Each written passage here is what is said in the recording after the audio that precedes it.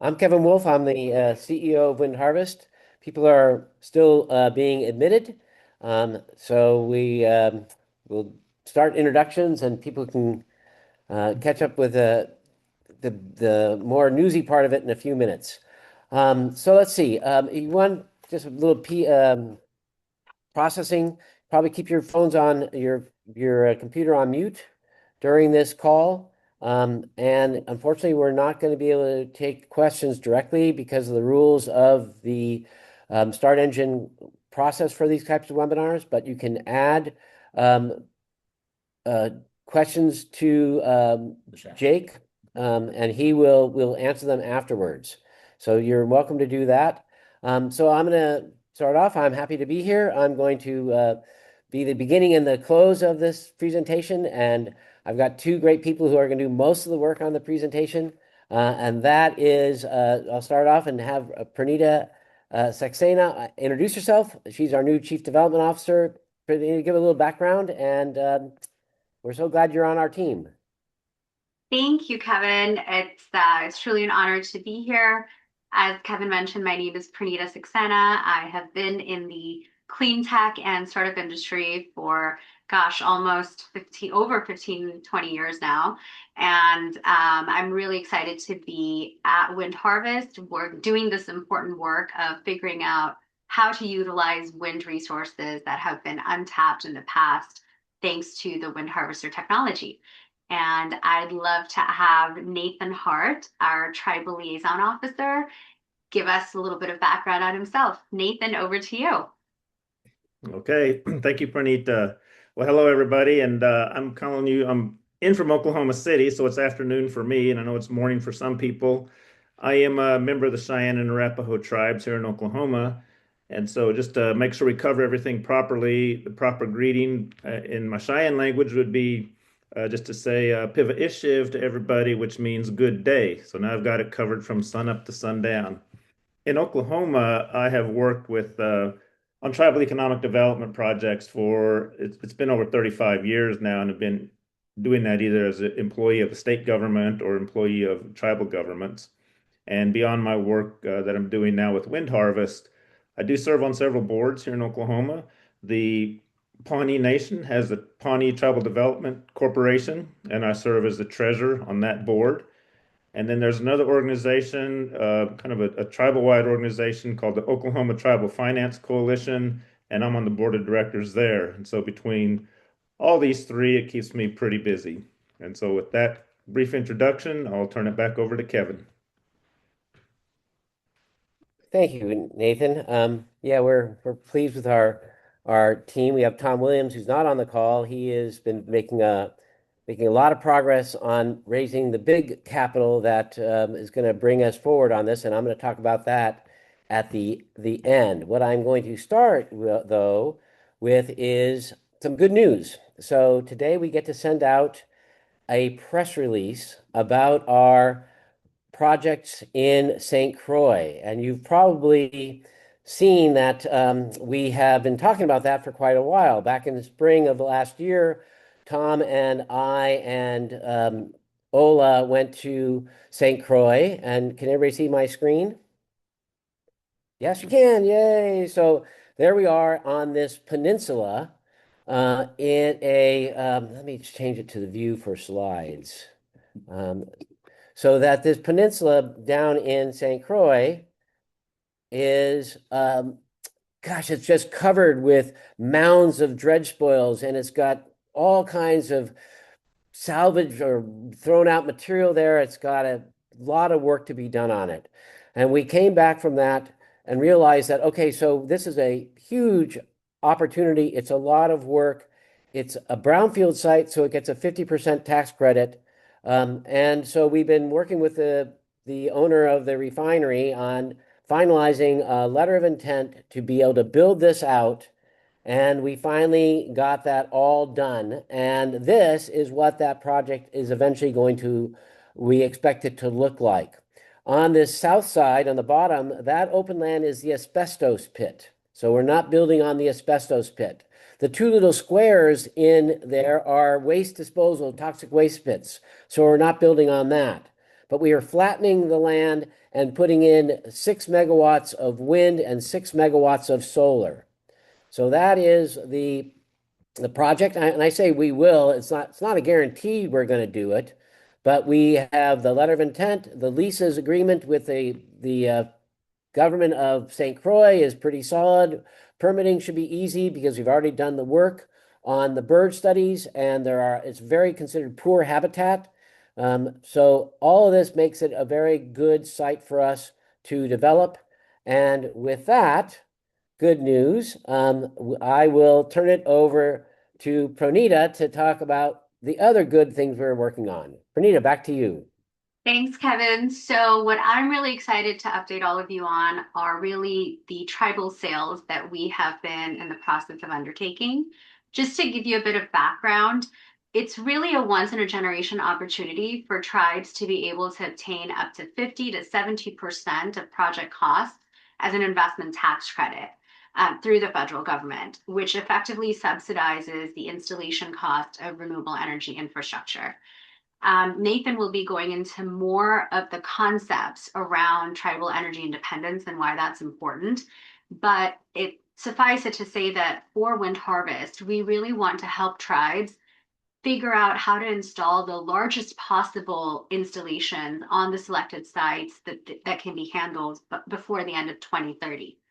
So, given the historic experience the tribes have had in this space and the struggles with projects not taking off and other issues, we understand that we need to provide a strategy that secures safe harbor for the ITC on behalf of the tribes before the July 4th deadline, while not passing on the burden and the financial risk to them for developing the project. So, for these reasons, Wind Harvest has retained one of the top investment tax credit law firms to assist while we evaluate each of the strategies that we have spent a lot of time coming up with to create documentary evidence so that the acceptance likelihood for our ITC strategy lands in the 70 to 90% range. We feel that that would give the tribes confidence to move forward with us in this process. The two strategies that we're really focusing on involve laying conduit that would be sized to the largest possible installation on that site, or ordering custom components for the tribes. And that's largely determined by whether there's something called the Hearth Act that allows tribes to independently, without BIA approval, get into leases. And we're in the process of determining for the tribes that don't have solar and wind named in this act, how we could work around perhaps just using tribal resolutions to get the conduit work approved. All to say that we have identified over 30 windy reservations, as we like to call them, across the US that have adequate wind resources for utilizing our wind harvesters. And attending RES was really an amazing experience. We've done some posts about this, and I'm sure Nathan is going to get into it as well, but we met a lot of tribes with whom we're in the process of evaluating their ability to meet the safe harbor deadline of July 4th with the strategies that were outlined. And in that context, I'd like to have Nathan provide some more explanations around the importance of tribal energy independence and how our process really respects tribal sovereignty. Nathan, over to you. Nathan, you have to unmute yourself. There you go. Thank you. I'm going to give you an example of the Cheyenne Arapaho tribe because I'm a tribal member, and the Cheyenne Arapaho happened to be our first tribe to sign the letter of intent with us. They did that on March 23rd, so over 2 weeks ago at the Reservation Economic Summit, the RES conference that Pranita mentioned. On the tribal lands, we actually have two current providers of service coming into the. One provider provides electric service to the corporate headquarters and a lot of what we call the complex, and then another provider provides it to the casino operation, which is the largest kind of cash flow on that particular reservation area. There's been a lot of problems in the past. A number of tribes experienced this with intermittent electricity. So that the casino is an example, they do have diesel backup generators. The tribe has put together strategic plans, 5-year economic development plans, and strategic plans that cover how they want to develop their land. And they're at the what we call the Concho Reserve, which is over 3,000 acres. They do have that they want to move into the renewable energies of solar and wind. They've already specified this and adopted that in their plans. They've taken another step as well, and they have created their utility. And the utility will operate and provide electricity to all of the development out there on the Concho Reserve. What this does, it does two things. One, it helps the tribe with reaching their goal of being self-sufficient, and also it's going to be designed so it's going to minimize any interruptions, and we're very confident it's going to eliminate any electric interruptions that they've experienced in the past. I'll maybe turn it back over to Pranita to briefly talk about an avenue that we have for leasing, which is the Hearth Act. And then when she's through giving the broad overview, I will move into some specifics of what we've done with that act with the tribes. So, Pranita.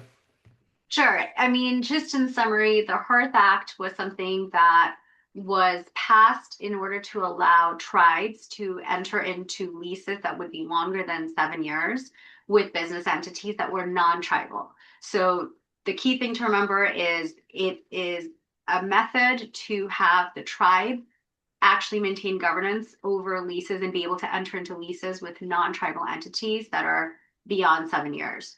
So there are only about 5 to 7 tribes, I believe, that have named wind and solar as part of their Hearth Act, which would then allow us to enter into 75-year leases for wind and solar resources on tribal land. Um, this is, of course, challenging because a lot of tribes do not have this designation in their Hearth Act yet. So we are looking at workarounds where we would be working directly with a tribal entity. And we're trying to figure out, are we going to be able to get just a tribal resolution in place in order to start the pre-work, the conduit work that we want to do before the July 4th deadline. So this is what we are in talks with. We retained, as you know, we mentioned in the past, one of the top firms in the ITC space to help us figure out what is going to really increase our probability of ITC acceptance with this strategy, and how does that compare to our strategy of ordering custom components instead of going down the conduit path. So in the context of the Cheyenne and Arapaho, they have implemented Hearth, but they haven't named the wind and solar as part of the act. However, as I'm sure Nathan will get into shortly, the Cheyenne and Arapaho have recently implemented a resolution to set up their own tribal utility. And that's who we would be really interested in working closely with to take on asset ownership of this sort of renewable energy ecosystem. So Nathan, back to you. Okay. And just as another high level overview for everybody, in in the past, historically, it's been that the tribes, even though they were on the land, they did not have the ability to lease the land directly themselves. They had to get approval from the Bureau of Indian Affairs, the Department of Interior. That changed with what we're referencing now as the Hearth Act, and specifically, if a tribe adopted the business site leasing ordinances, then they could be in charge of leasing their own land directly, and they didn't have to do the 7 year leases that the Bureau of Indian Affairs did. They could extend it to 25 years and renew that. That is what allows for development to come in to assist tribes on their reservation land. Now, specific to the Cheyenne and Arapaho, they did get their Hearth Act approved, their business site leasing ordinances back in 2012. They they created in 2020 the Cheyenne and Arapaho Business Development Corporation with the goal of establishing an industrial park, and they implemented Hearth Act leasing to that corporation for about 180 acres. And then here very recently, they uh, passed the resolution and created the tribal utility.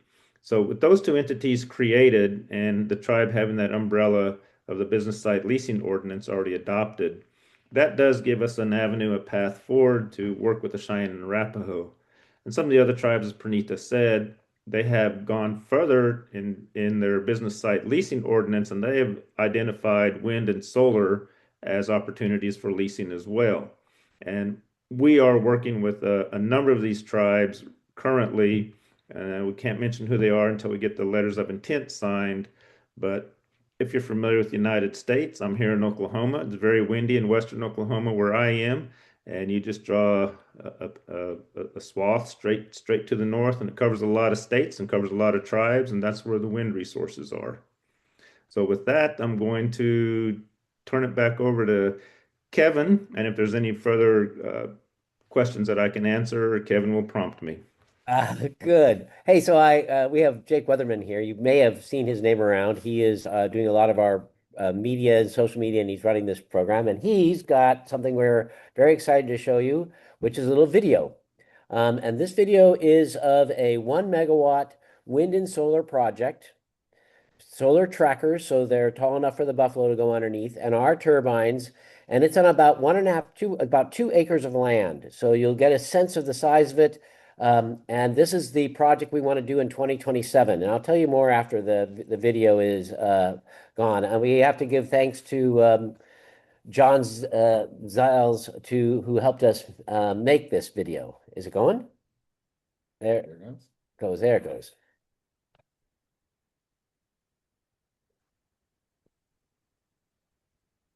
There's also no sound on this side. Okay, no sound. You're not going So crazy. those turbines are spinning at about 55 rotations per minute. That's the maximum rotation.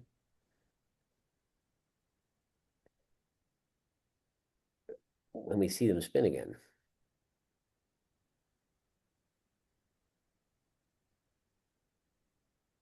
It's not. Well, Is it blank for you? no, it's not blank. It's just going very slow. Might be a minute. Yeah.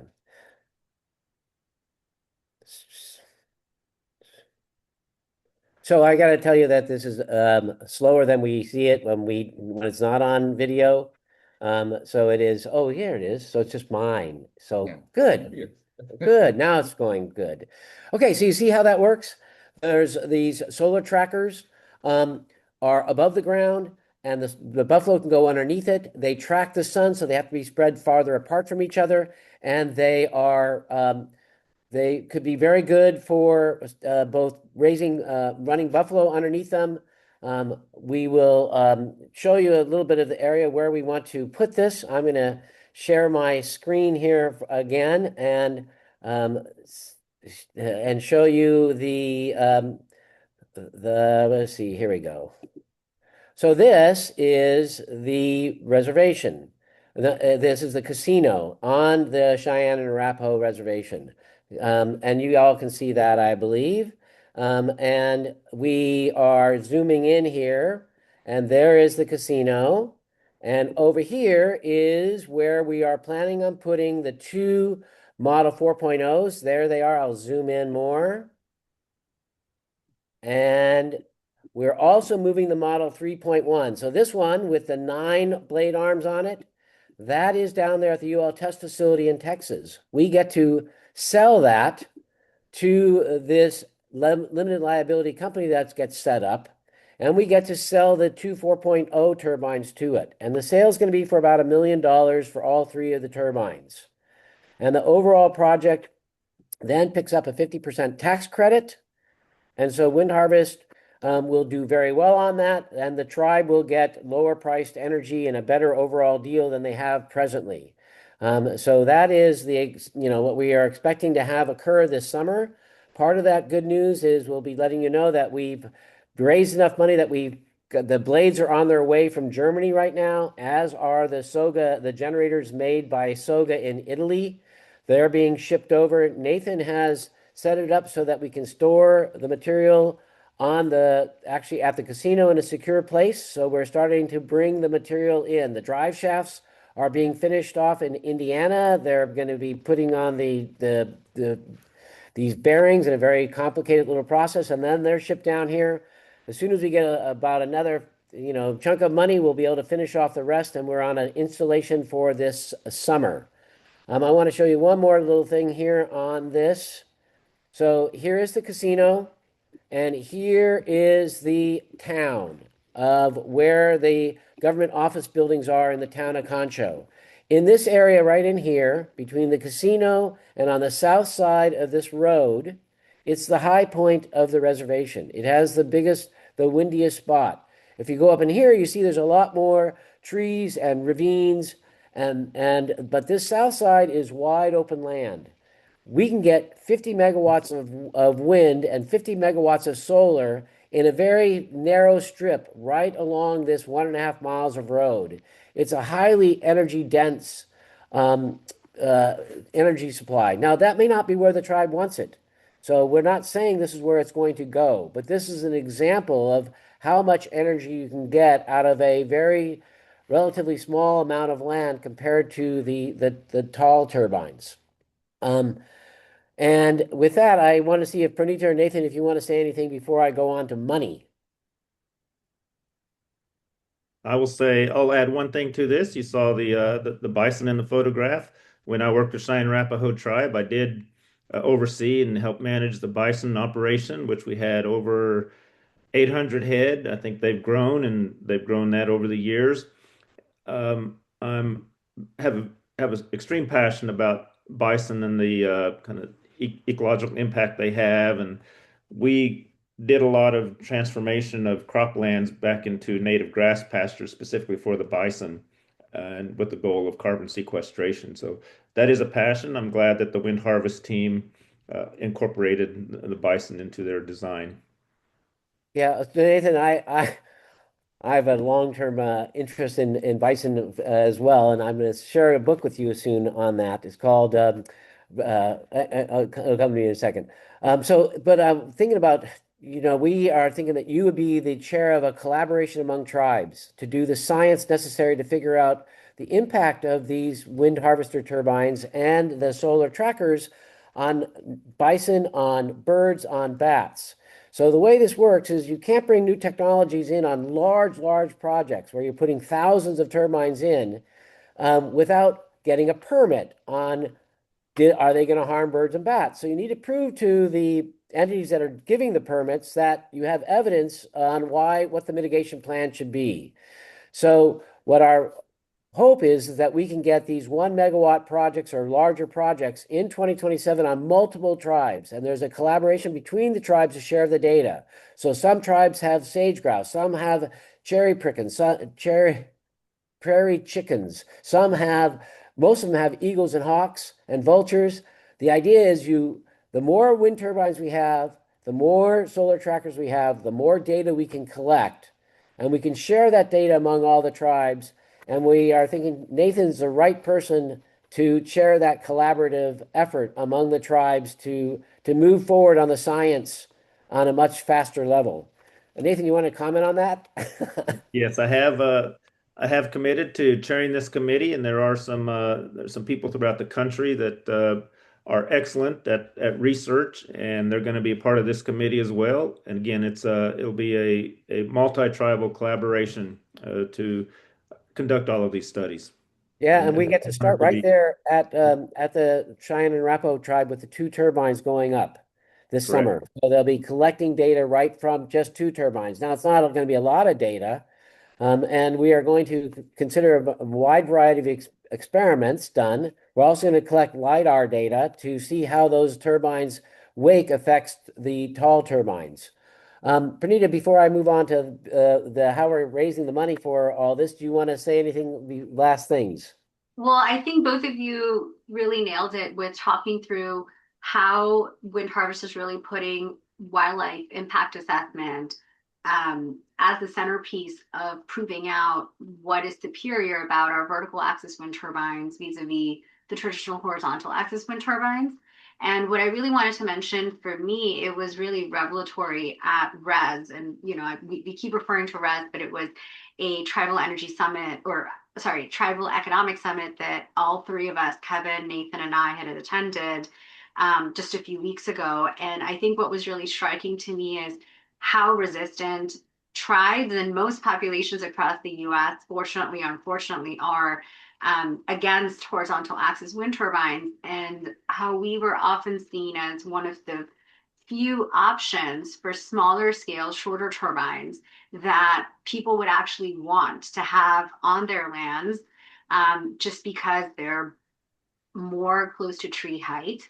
And this idea of interfering with birds and their migration patterns and other wildlife is actually a really key part of the cultural heritage that a lot of the tribes want to maintain. And so, us having this wildlife impact assessment committee is not just, great ecologically to understand how can technology be adjusted and made more appropriate to the environment that it's in, but it's also, I think, a good business strategy, because if we don't address these issues, the market that we can go after is going to be far smaller. And so I think, for this crowd of investors, I would just like to emphasize that our strategy, our development strategy is very much to be integrated with wildlife and be very transparent and collaborative in our, impact assessments and really mitigation strategies to make sure that this technology can scale in a way that horizontal axis wind turbines have understandably faced a lot of resistance. So that's really the key opportunity that Yeah. I see with wind harvesters. Yeah. Frida and Nathan, I hadn't been to a summit like this before, and there's a theme that came up multiple times at the main stage. The four main guiding principles for the tribes, and most tribes, is family, community, sovereignty. Sovereignty, that it's their nations, it's their land. They get to have as much sovereignty as they can get, including water and energy. And the last one was unity. And what I heard from a lot of tribal people is that the tall horizontal axis turbines are not creating unity on the tribe within the reservation. There's part of the ones who say, let's make use of the wind and let's make some money off of it. And there's others who say, boy, they're 50 stories tall. They're going to be seen from a long distance. And so the horizontal axis turbines are not creating a lot of unity. But when they saw our turbines, they go, hey, maybe this will solve the problem, because we can put it, you can put it on the backside of a hill and not be seen in the valley below. So it just can disappear from the views in the areas of the reservation that they don't want to see these tall turbines. So that was an exciting part of it. I'm going to wrap this up by talking about money. It's so fun to actually be very close to all the capital we need. We mentioned a while ago that we had signed an agreement with a company called Chair Dot Capital. Will you pull that up and share that screen? Out of London. They are one of the few that really focus on uh, startup technologies that are able to bring in large scale projects, because they really are in the business of financing projects. They have specialty insurance reps that their own for new technologies. And they were quite excited about our, yeah, it's in the background when we're talking, they can see all the great stuff that they show here. So this company is in the process of, we expect on Monday or Tuesday of next week to share with you a press release on signing an MOU for a $15 million Series B round. The Series B round triggers upon certification. But it but it'll set a share price. It will set a commitment of capital as well as capital for project financing. So this crowdfunding ends on April 17th. I'm allowed to say that, right? Because it's actually the date is on the page, right? For a while there, we weren't allowed to say when it actually ends, but on April 17th. After that, the only way people can invest is if they're accredited investors. So I'm hoping that people will jump at this opportunity to get some preferred shares with Wind Harvest through this offering.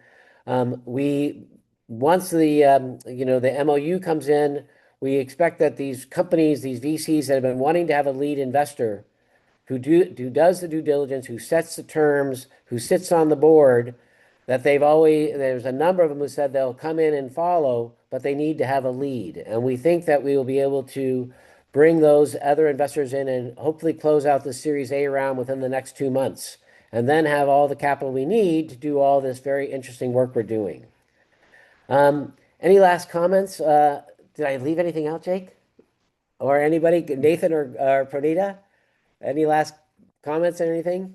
I just wanted to say quickly, why the signing of the MOU with Share Capital is really important is because that provides some level of price clarity for investors in this current round. So we're basically saying with Chair Capital coming in to lead the Series B round, we would already know what that arbitrage is that investors in the current round would be able to get based on the share price in the next round. So that's part of why it should be pretty exciting for most people in this round to have that news, because not too often are startups able to secure, future rounds of funding to offer that kind of visibility into potential gains in such a short time period. So Yeah. just And wanted to emphasize that's that. good point. Thank you. And but we are not able to tell people what the actual share price will be with the B round because we haven't finished negotiating the term sheet. So it is, uh, let's just say that certification is such a huge thing within the industry, right? No one's done it before. So to get a certified turbine and to have sales, all of a sudden valuation goes up significantly, especially when it means you've got a lot of capital behind you, which the Series B round will be. So we aren't allowed to predict share price, but we know what the share price is now because you can see it on the Start Engine page. But let's just say it's not likely to go below what it is now, and I'll leave it at that. Excuse me. And actually, one more thing that I think is worth mentioning in the context of tribal sales is the next few months are just super exciting, I think, for all of us at Wind Harvest, because especially, as we talk through with Nathan, all these other tribes that we're currently in conversations with, we're expecting to have a view into what is the largest possible project we could potentially install on the sites that you have available by the end of 2030. That's an awful lot of sales of turbines. If you can imagine, we're talking about, 1 megawatt in the demonstration phase, but as Kevin showed, over in the map, that one relationship with the Cheyenne Arapaho at one location. And by the way, we're actually in discussions with a second casino location for the Cheyenne Arapaho. In that one location, we're talking about 50 megawatts. Kevin, please confirm. So about 1 megawatt is about 14 turbines. Yeah, so that's So, 700 turbines. 700 yes. turbines is a lot of sales. And that's one part of a two-part project with a single tribe. So even if we focus on, and by the way, there are 500 tribal nations in the United States alone. So you can imagine, if we have the 30 plus that we have identified that have high quality wind resources that we could go after, it's a pretty solid pipeline. And as we progress through this, and we're really just gunning up for the July 4th deadline, over the next few months, we hope to have a lot of exciting announcements on real projects that we have line of sight into installing, not just through the summer, but through the end of 2030. And I think that's really where, as an organization, our sales will really, get us over the edge in terms of valuation and just sales revenue. Okay. Well, thank you, everybody. I think that wraps it up. Thank you, Nathan, for being here, and Pranita for your good explanations. And Thank Be with to all everybody. our Thank you. thank you to all our investors and people who are considering investing. You've been the backbone of this organization. It's why we are here at the very end of the commercialization process with so much good news. So thank you, everybody. you. Thank you.